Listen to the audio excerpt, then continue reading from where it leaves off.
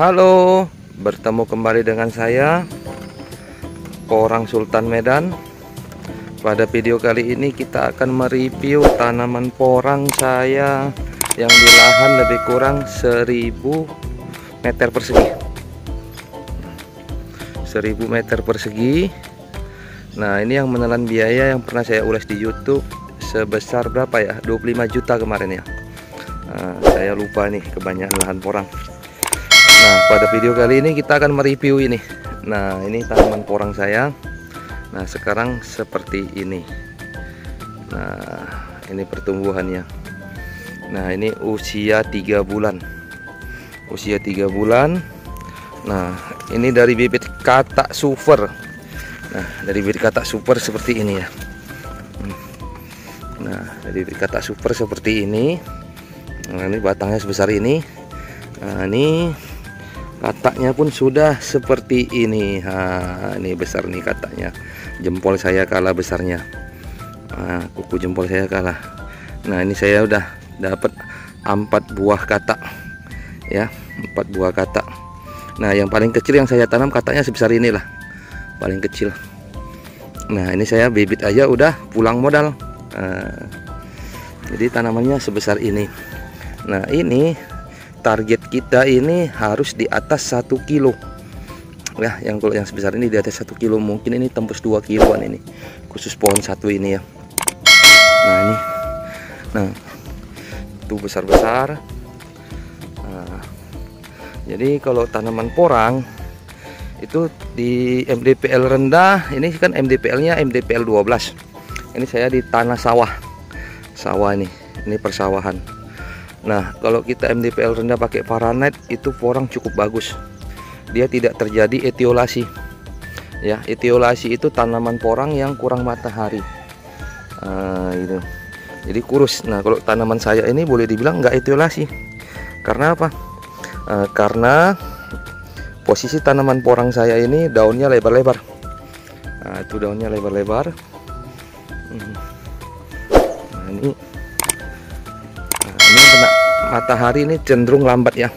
Ini kan kita kelang-kelang paranetnya yang plong di matahari ini cenderung lambat pertumbuhannya, lebih kerdil ya, cenderung lebih kerdil.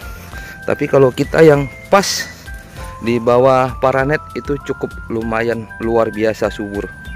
Nah, penampakannya seperti ini. Seperti ini ya sahabat penampakannya. Nah, ini kok yang di bawah paranet luar biasa.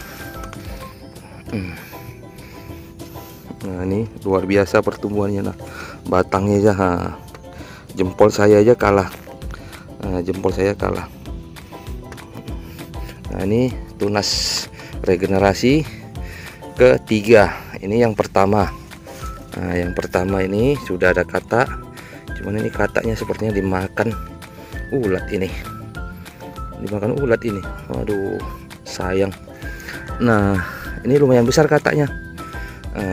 Sebesar kuku jempol saya. Boleh dibilang ini katak sedang. Nah, kemudian ini tunas kedua.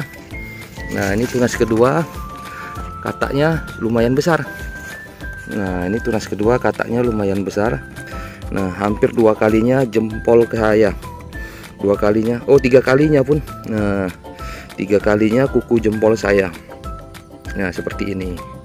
Nah, ini tunas regenerasi ketiga. Nah, tunas regenerasi ketiga. Nah, ini tunas regenerasi ketiga. Nah, pada tanaman porang ini tunas regenerasi ketiga ini cukup luar biasa ya. Nah, kemungkinan besar ini ada tunas regenerasi keempat ya, bisa keempat. Nah, kalau bisa regenerasi keempat, ini porang umbinya bakal luar biasa. Nah, seperti ini. Nah, ini regenerasi pertama ya kan. Ini regenerasi kedua. Ini agak kerdil daunnya, nggak tahu ini faktor apa. Nah, ini regenerasi ketiga luar biasa daunnya. Nah, ini, dan ini muncul regenerasi keempat. Ini muncul regenerasi keempat. Keempat. Nah, ini tanaman porang. Beginilah penampakannya. Nah, ini saya rawat, saya jaga ini. Nah, porang itu ingat, selalu saya katakan berulang-ulang kali, porang itu tidak tahan terhadap suhu panas. Maksimal suhu yang bisa untuk porang itu hanya 28 derajat Celcius. 28 derajat Celcius, suhu minimalnya 15 atau 16, suhu terdinginnya 15 atau 16. Jadi suhu terpanasnya lah 28 derajat Celcius. Makanya kalau porang bisa kita jaga, kita rekayasa suhunya sampai maksimal 28 derajat Celcius dengan menggunakan paranet. Tumbuhan porang kita akan luar biasa.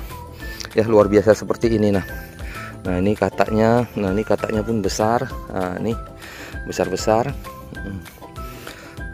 Nah, kelihatannya indah kan. Nah, kalau pinggir itu agak kerdil karena itu memang terkena matahari. Makanya saran saya, perbedaannya kan kelihatan. Ya, saya ulas juga ya. Nah, ini tanpa naungan. Kemarin waktu kena panas ekstrim ini sempat gosong daun, jadi pertumbuhannya terhambat. Nah, ini kuning-kuning terhambat pertumbuhannya. Jadi kalau yang ada matahari itu, yang pakai naungan, yang kena paranet tuh pertumbuhannya luar biasa. Nah, seperti itu. Jadi udah kelihatan perbedaannya ya.